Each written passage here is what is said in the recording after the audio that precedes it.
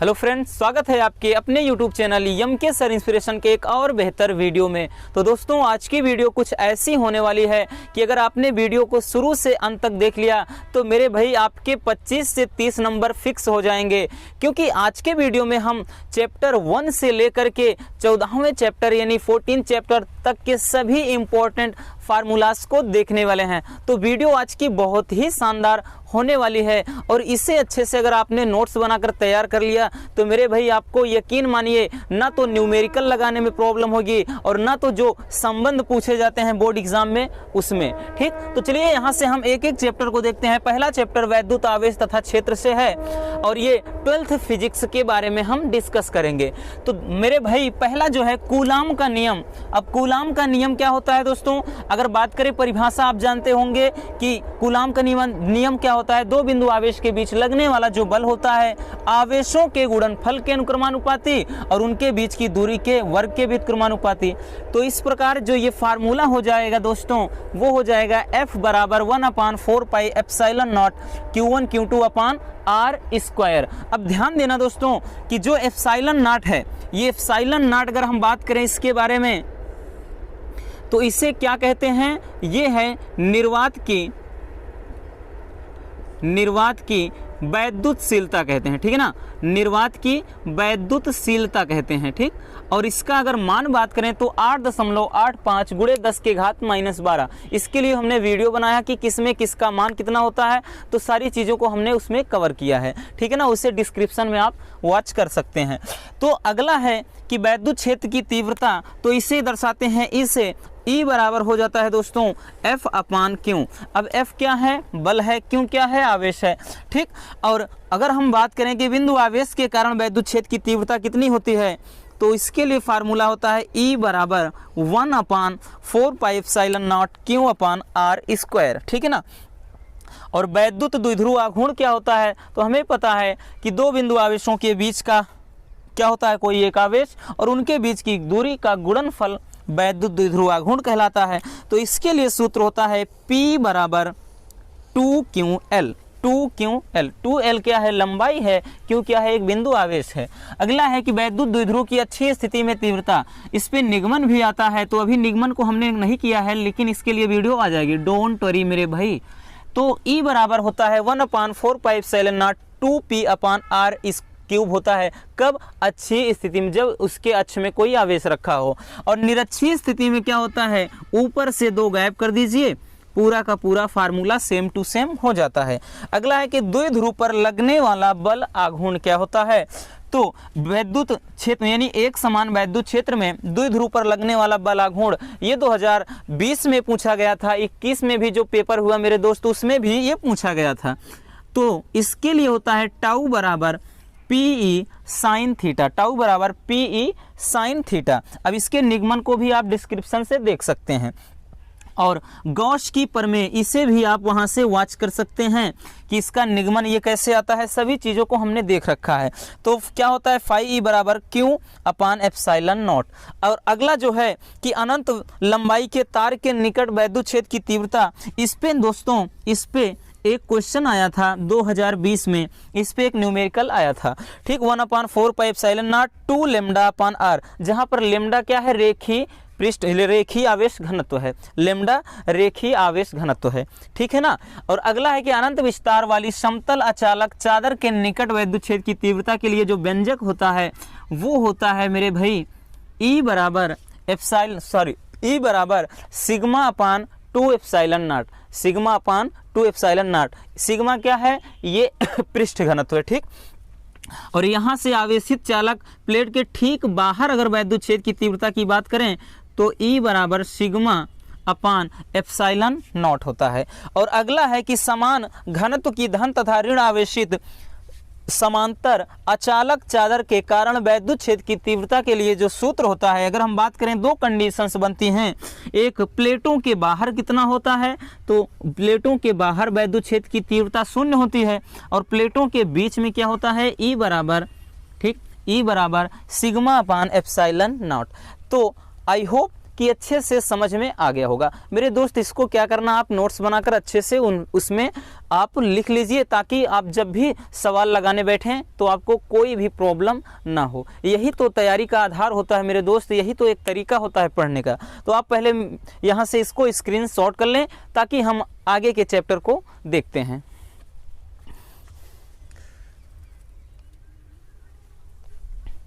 चलिए अब यहाँ से देखते हैं हम अगला जो चैप्टर है दोस्तों, वैद्युत विभव तथा धारिता। अब इसमें जितने इंपॉर्टेंट यहाँ से फार्मूले हैं उनको हमने रखा है। तो इसमें पहला है कि वैद्युत विभव, ये तो सिंपल सा है कि वैद्युत विभव यानी V बराबर क्या होता है W/Q। W जहाँ पे क्या है, वर्क है यानी कार्य है, और Q नॉट जो रखा है ये क्या है, एकांक धन परीक्षण आवेश है, ठीक है ना। और अगला है कि बिंदु आवेश के यानी किसी बिंदु आवेश के कारण वैद्युत विभव के लिए जो सूत्र होता है वो होता है V बराबर 1/4πε0 Q/R। और Q क्या है, आवेश है, R क्या है, आवेशों के बीच की दूरी है, ठीक है ना। अब उसके बाद यहाँ से दोस्तों कि द्विध्रुव के कारण अच्छी स्थिति में जो विभव होता है इसके लिए ये निगमन भी आता है दोस्तों। तो इसके लिए क्या होता है, V बराबर 1/4πε0 P/R²। और निरक्षी स्थिति में क्या होता है, विभव शून्य होता है, ठीक। और जो विभव प्रवणता के लिए जो सूत्र है दोस्तों, E बराबर माइनस क्या है, डेल्टा V/डेल्टा x। डेल्टा V क्या है, विभव है, और उसके बाद यहाँ पे डेल्टा x क्या है, प्लेटों के बीच की दूरी है। अब दो बिंदु आवेश के कारण निकाय की स्थितिज ऊर्जा, दो बिंदु आवेशों के कारण जो निकाय की स्थितिज ऊर्जा होती है उसके लिए जो फार्मूला होता है वो होता है U बराबर 1/4πε0 Q1 Q2/R। और ध्यान देना ये जो सूत्र है ये मोस्ट इंपॉर्टेंट है मेरे भाई, ये वाला, ये क्या है, निगमन भी आता है इसका। अब इसका निगमन देखना है तो आप डिस्क्रिप्शन में इसे भी देख सकते हैं, ठीक। और बात करें, ये फार्मूला ऐसा है कि इस पे न्यूमेरिकल भी आते हैं, तो इसको अच्छे से तैयार कर लेना है ये वाला, ठीक है ना। कि W बराबर क्या है कि एक समान वैद्युत द्विध्रुव में द्विध्रुव को घुमाने में किया गया कार्य, तो इसके लिए होता है W बराबर P/E। P क्या है, वैद्युत द्विध्रुव आघूर्ण है, ठीक है ना। और उसके बाद E क्या है, वैद्युत क्षेत्र है। और यहाँ से cos फाइव, यहाँ से φ1 लिख सकते हैं, या θ1 माइनस cos θ2, ठीक। θ1 से θ2 तक घुमाने में किया गया कार्य है। और वैद्युत धारिता के लिए यानी C क्या है, धारिता यानी संधारित्र की धारिता है, C बराबर Q/V। और विलगित गोलीय चालक की धारिता, इस पर भी न्यूमेरिकल अगले साल आया हुआ था, ठीक। कि C बराबर 4πε0 × R क्या है, त्रिज्या है। अगला है कि आवेशित चालक की स्थितिज ऊर्जा, इसके लिए तीन फार्मूले होते हैं।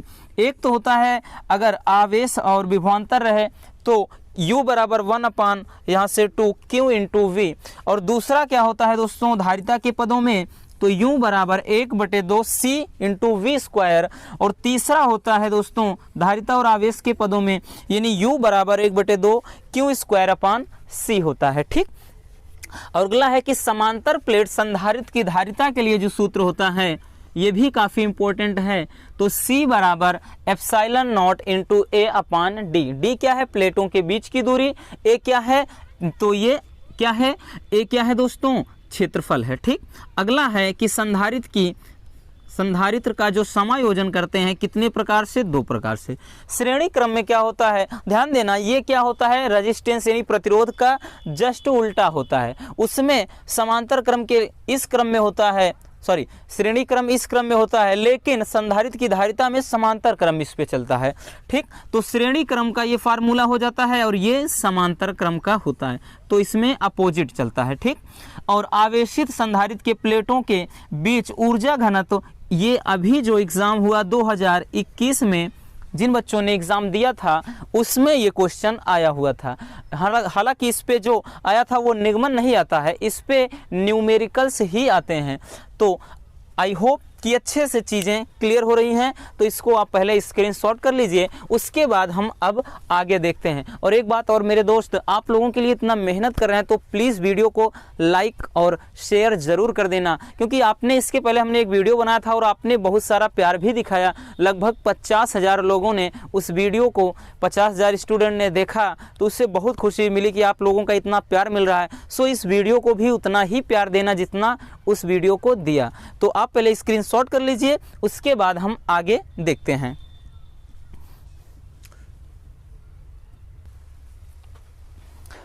तो चलिए अब यहाँ से देखते हैं हम चैप्टर 3 यानी वैद्युत धारा। और इसमें आपको एक चीज़ हमने बताया था दोस्तों, ये काफ़ी इंपॉर्टेंट चैप्टर है और यहाँ इस अकेले चैप्टर से आपको पूरे 7 नंबर मिलने वाले हैं।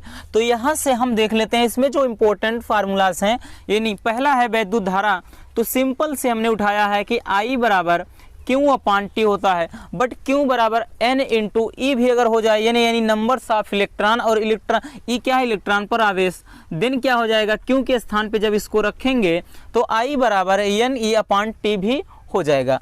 ठीक, या फिर अगर हम बात करें अनुगमन वेग के पदों में दोस्तों, तब सूत्र होता है I बराबर N E A V into D, या सॉरी इसको V सफिक्स डी पढ़ते हैं। V सफिक्स डी क्या है, अनुगमन वेग है, ए क्या है, क्षेत्रफल है, ई क्या है, इलेक्ट्रॉन पर आवेश है, एन क्या है, इलेक्ट्रॉन की संख्या है। ठीक, और धारा घनत्व और अनुगमन में वेग में संबंध पूछ ले दोस्तों, तो धारा घनत्व को जे से दर्शाते हैं, तो जे बराबर I अपान ए, ये तो फार्मूला है, बट जो संबंध होता है धारा घनत्व यानी जे और V सफिक्स डी में, ये संबंध हो जाता है जे बराबर N E V suffix D. अगला है गतिशीलता, तो गतिशीलता बराबर यानी इसे म्यू से दर्शाते हैं, म्यू बराबर V सफिक्स डी अपान ई। और अगला है कि विशिष्ट चालकता तथा धारा घनत्व में संबंध, तो जे बराबर, जे क्या है, धारा घनत्व है, और यहाँ से जो सिग्मा है विशिष्ट चालकता है, और ई क्या है, वैद्युत क्षेत्र है। अगला है वैद्युत ऊर्जा। अब वैद्युत ऊर्जा कई पदों में होती है। ठीक, हमने सभी को यहाँ पर लिख रखा है। पहला होता है दोस्तों W बराबर V इंटू क्यू। अब ध्यान देना क्या होता है, Q बराबर, अभी देखा ना, Q बराबर यहाँ से करेंगे तो Q बराबर I इंटू टी, तो यहाँ से I इंटू टी रख देंगे तो एक नया सूत्र बन गया, कौन सा, W बराबर V into I into T बन गया। अब ध्यान देना मेरे भाई, अगर V बराबर ओम के नियम से V बराबर I इंटू आर रख देंगे, ठीक है ना, क्योंकि हमने यहाँ पे क्या रखा, Q बराबर I इंटू टी रख दिया, तब ये बन गया। अब V बराबर इसमें I इंटू अगर हम R रख देंगे तो I स्क्वायर, ठीक है ना, I स्क्वायर R और T हो जाएगा। अब ध्यान देना दोस्तों, अगर आपने यहाँ से अब I के स्थान पे V अपान R रख दिया, यानी ओम के नियम को हमने तीनों पदों में रख दिया। क्यों, एक V बराबर I इंटू आर और उसके बाद यहाँ से I बराबर V अपान R रख दिया, तो इस पदों में रखा, और यहाँ से आवेश Q बराबर I इंटू टी रखा। जब यहाँ पे पुट कर देंगे तो I का स्क्वायर है तो V का स्क्वायर हो जाएगा, नीचे R का स्क्वायर, एक R से एक R ये कटा, नीचे एक इकलौता R बच गया, तो यहाँ से ये हो गया। ठीक है ना, तो ये 3 पदों में आपको, यहाँ 4 पदों में ये सूत्र दिखाई दे रहा है। ठीक है ना, अगला है वैद्युत शक्ति। तो वैद्युत शक्ति क्या है, P बराबर W अपान टी, और W क्या है, कार्य है, ठीक है ना, T क्या है, समय है। तो अब हमें पता है दोस्तों, अगर यहाँ से हम अभी तुरंत हमने देखा ना, तुरंत ही तो देखा कि W बराबर क्या रख सकते हैं, हम क्या रख सकते हैं दोस्तों, V into I into T रख सकते हैं ना। हमने बताया ना कि W बराबर V into I into T रखेंगे, तब यहाँ से P बराबर V इंटू I बन गया। अब फिर वही चीज़ किया गया है, V के स्थान पे I इंटू आर रख दिए, तब ये बनकर आ गया है एक सूत्र निकल करके, और उसके बाद फिर से हमने I के स्थान पे मेरे भाई V अपान आर रख दिया, तब उसके बाद ये बनकर आ गया। तो इस तरह से आप एक के बाद एक, अगर पूछ लेगा कि विभवांतर तथा धारा के पदों में, देन आपको क्या करना है, ये फार्मूला लिखना है।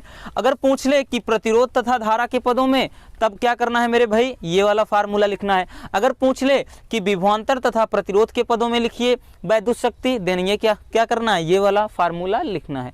एक बात का ध्यान देना मेरे भाई, इस वीडियो को बहुत ही बढ़िया ढंग से देख लेना, और उसके बाद आप पेपर और एक पेन के साथ बैठना और अच्छे से इसे छाप लेना, क्योंकि ऐसे वीडियो देखने से कोई मतलब निकलेगा नहीं। हमारा एक ही ध्येय है कि आप लोग अच्छे से तैयारी करें और अच्छे अंक प्राप्त करें। क्योंकि मेरे भाई एक बात का ध्यान देना कि शिक्षा शेरनी का वो दूध है जो जितना पिएगा उतना ज़्यादा दहाड़ेगा। तो आपको दहाड़ना है और आपको एक अच्छे नंबर लाना है और अपने माता पिता का नाम रोशन करना है, तो उसके लिए आपको मेहनत की ज़रूरत है। ठीक है ना, क्योंकि बिना मेहनत के कुछ भी नहीं होता मेरे दोस्त। कि कुदरत चिड़ियों को भी खाना देता है लेकिन उनके घोंसले में नहीं। इसलिए आपको मेहनत करना पड़ेगा, ठीक है ना, डेफिनेटली आपको मेहनत तो करना ही पड़ेगा मेरे भाई। तो यहाँ से अगला है किलोवाट घंटा में व्यय ऊर्जा।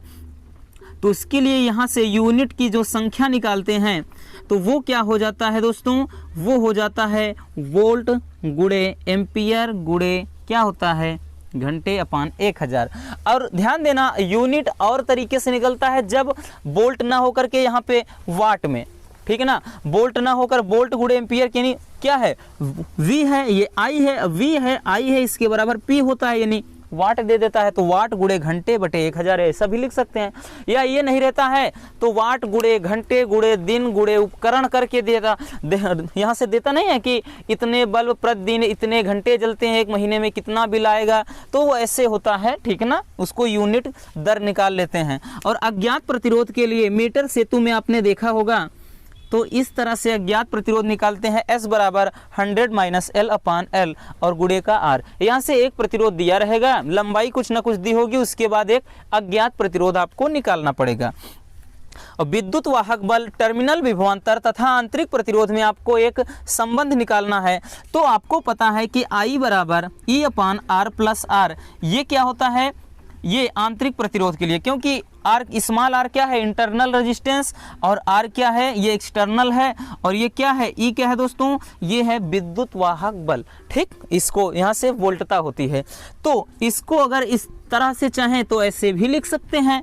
अगर यहाँ से एक फार्मूला और ध्यान देना, आवेशन के समय ये सूत्र हो जाता है E बराबर V minus I into R, और यहाँ से एक प्लस के रूप में भी हो जाता है, ठीक। तो पहले इसको अच्छे से क्या करिए, आप देख लीजिए, स्क्रीनशॉट कर लीजिए, फिर हम आगे के चैप्टर को देखते हैं।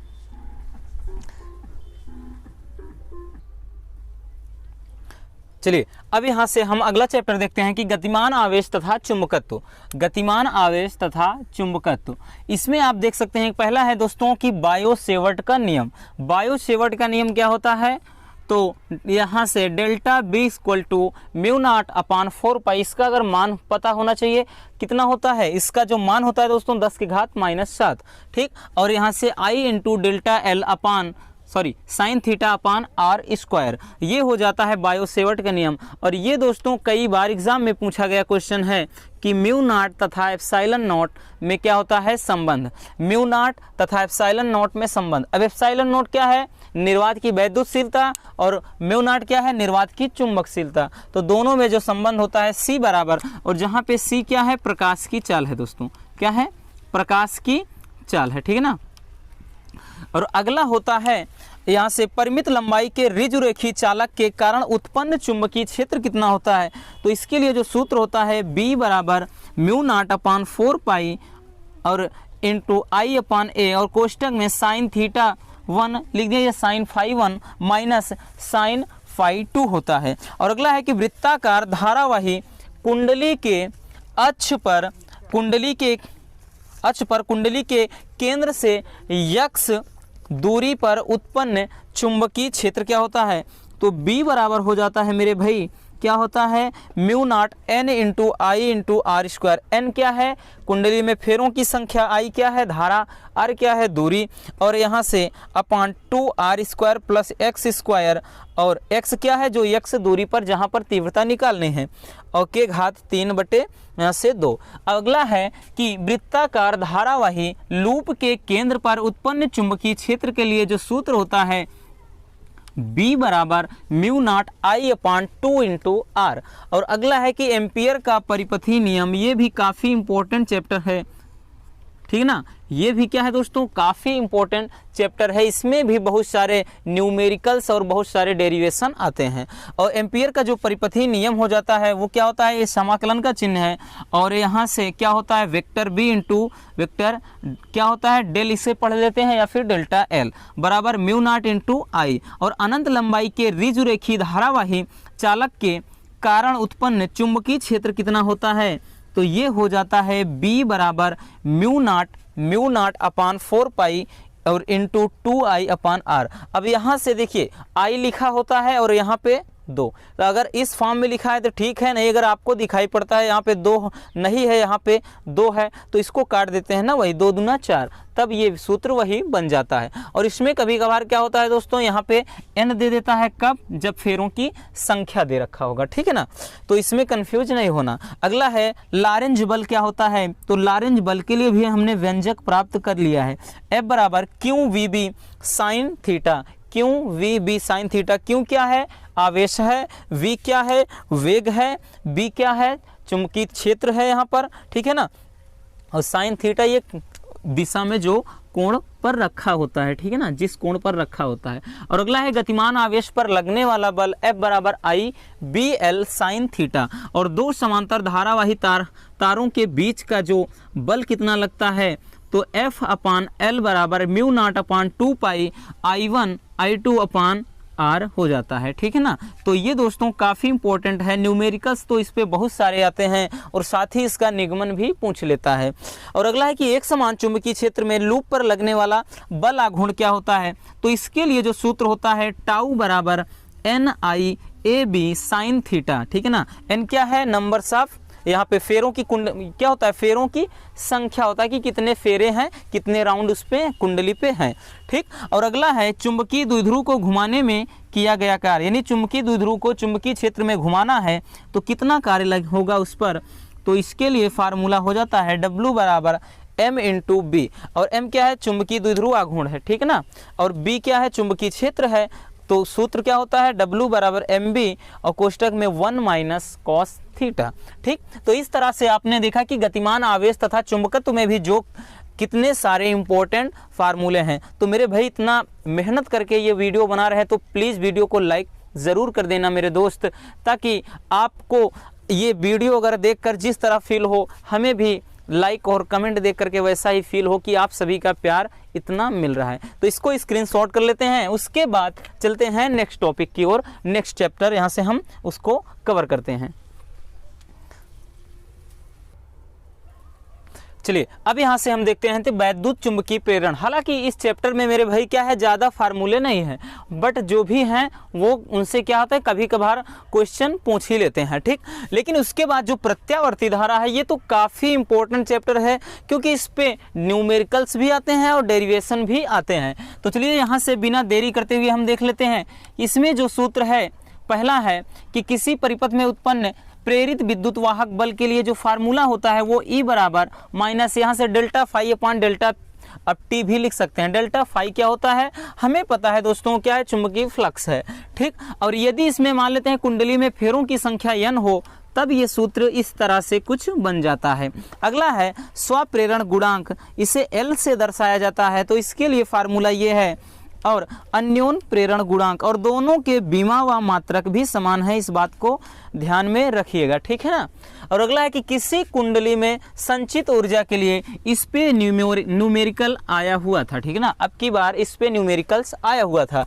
और उसके बाद अगला है चुंबकीय फ्लक्स क्या होता है, तो हमें पता है फाई बराबर BA कॉस थीटा।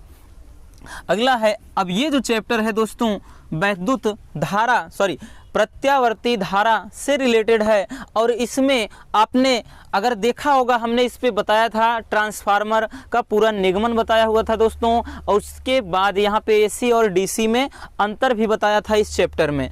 और यहाँ पर हम देख लेते हैं तो इसमें धारा का वर्ग माध्य मूल मान यानी IRMS root mean square, I यानी वर्ग माध्य मूल, अब मान कितना होता है दोस्तों, IRMS बराबर I नॉट अपान रूट 2। और प्रत्यावर्ती वोल्टता की बात करें तो इसमें भी क्या होता है, कुछ इसी तरह का फार्मूला होता है, जहाँ पे I है वहीं पे क्या होता है, V हो जाता है। अब I नॉट क्या है, इसे क्या कहते हैं, शिखर मान, यानी धारा का शिखर मान हो जाता है। और यहाँ पे क्या हो जाएगा मेरे दोस्त, यहाँ पे क्या हो जाएगा, वोल्टता का शिखर मान, ठीक, वोल्टता का शिखर मान हो जाता है। और अगला है प्रत्यावर्ती धारा का समीकरण, प्रत्यावर्ती, ध्यान देना, ये धारा नहीं, प्रत्यावर्ती वोल्टता का समीकरण है, ठीक। प्रत्यावर्ती वोल्टता का समीकरण है V बराबर V not sine omega t, ठीक। और प्रत्यावर्ती धारा का जो समीकरण होता है वो I बराबर I not sine omega T. Omega क्या है? कोणीय आवृत्ति है, ध्यान देना, कोणीय वेग है। और यहाँ से हमें पता है कोणीय वेग के स्थान पे 2 पाई एफ, यानी अब एफ क्या है? आवृत्ति है, ठीक है ना। एफ क्या है दोस्तों? आवृत्ति है। तो प्रेरण प्रतिघात के लिए सूत्र होता है, इसे एक्सएल से दर्शाया जाता है, एक्सएल बराबर ओमेगा इंटू एल, ठीक है ना, ओमेगा इंटू एल। एल क्या है? एल क्या है दोस्तों? तो यहाँ से प्रेरण है, ठीक ना, ये जो इसका मात्रक हेनरी होता है, ठीक। और अगला है कि धारिती प्रतिघात, तो एक्स सी, क्योंकि सी क्या है? धारिता, एक्स सी बराबर होता है 1/ओमेगा-सी। तो कभी कभार ये फार्मूला जो होता है, इसको ध्यान देना कि इस वाले जो फार्मूले को, इन दोनों फार्मूले को ऐसे न लिख कर यहाँ पे अगर लिखना चाहते हैं एक्सएल बराबर, यहाँ पे हम 2 पाई एफ इंटू एल ऐसे भी लिख सकते हैं, ठीक, अगर इस रूप में मान दिया हो, ठीक, अदरवाइज यही रहेगा। अगला है कि एल आर परिपथ में एल क्या है? एल क्या है दोस्तों? प्रेरण, ठीक है ना, और आर क्या है? रेजिस्टेंस, प्रतिरोध। तो इस रूप में प्रतिबाधा क्या होता है? जेड बराबर आर स्क्वायर प्लस एक्सएल का स्क्वायर। और एल सी आर परिपथ में, ठीक है ना, एल सी आर यानी प्रेरण भी रहे, सी प्रति, यहाँ से क्या कहते हैं?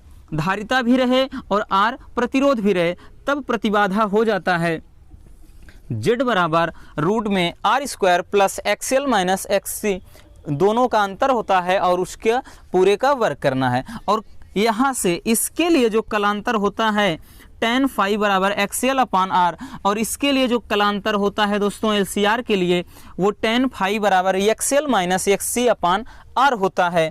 और ध्यान देना मेरे दोस्त, यहाँ से ट्रांसफार्मर में कुछ फार्मूले होते हैं कि एन क्या है? फेरों की संख्या, एस यानी सेकेंडरी, ठीक, द्वितीय कुंडली में फेरों की संख्या, एनपी क्या है? प्राथमिक कुंडली में फेरों की संख्या, और वीएस क्या है? ये द्वितीय कुंडली की वोल्टता, ये वीपी क्या है? प्राथमिक कुंडली की वोल्टता। तो इसके लिए ये फार्मूला होता है। और जब दक्षता पूछ ले, दक्षता यानी ट्रांसफार्मर की दक्षता, क्षमता पूछे, तब होता है निर्गत शक्ति बटे निवेशी शक्ति गुणे 100, यहाँ पे लगाना है। अब निर्गत शक्ति है इसलिए P क्या है? पावर शक्ति, यस यानी सेकेंडरी द्वितीयक, और P क्या है? P यानी प्राइमरी, और एक P का मतलब शक्ति। तो यहाँ पे निर्गत शक्ति अपान निवेशी शक्ति और गुणे का 100।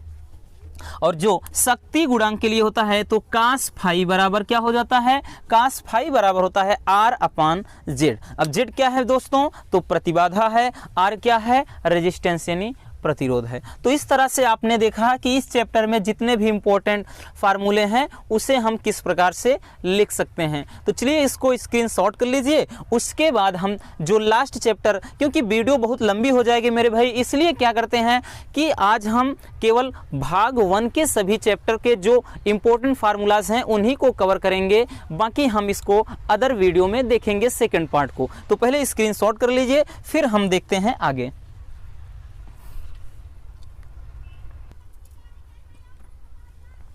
चलिए अब यहां से हम देखते हैं कि जो भाग 1 में अंतिम चैप्टर है वैद्युत चुंबकीय तरंग, हालांकि इसमें कोई इंपॉर्टेंट फार्मूला नहीं है, जो भी आता है डेफिनेशन आता है।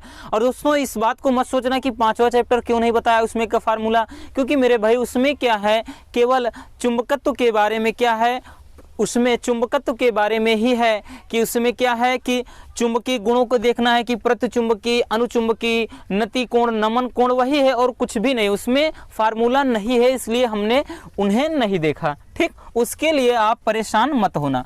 और इसमें दोस्तों जो है कि वैद्युत चुंबकीय तरंगों में, इसमें अगर हम बात करें तरंग दैर्ध्य के लिए सूत्र एक है कि लेमडा बराबर सी अपान न्यू। न्यू क्या है? आवृत्ति है, सी प्रकाश की चाल है, और ये क्या है? तरंग दैर्ध्य है। ठीक है ना, ये क्या है? न्यू को दोस्तों यहाँ पे आवृत्ति कहते हैं, और सी हम जानते हैं कि क्या है?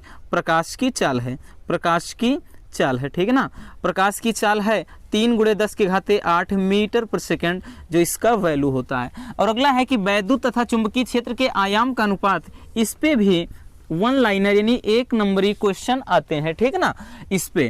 ठीक, और जहाँ पे ई नॉट क्या है? चुंबकीय क्षेत्र का आयाम है, बी नॉट क्या है? सॉरी, ई नॉट वैद्युत क्षेत्र का आयाम और बी नॉट चुंबकीय क्षेत्र का आयाम। ठीक है, और सी क्या है दोस्तों? तो सी वही प्रकाश की चाल। और समतल वैद्युत चुंबकीय तरंग के लिए जो समीकरण होता है चुंबकीय क्षेत्र में क्या होता है? ई बराबर E not sine omega T minus K X. अगर हम बात करें के को तो के स्थान पे इतना लिख सकते हैं और ओमेगा क्या होता है 2 पाई न्यू लिख सकते हैं, ठीक है ना। और उसके बाद चुंबकीय क्षेत्र में B बराबर हो जाता है, पूरा का पूरा फार्मूला वही रहता है, और जहाँ पे इसमें E और E नॉट है वहीं इसमें B और B नॉट है। तो बस दोस्तों आज की वीडियो में इतना ही।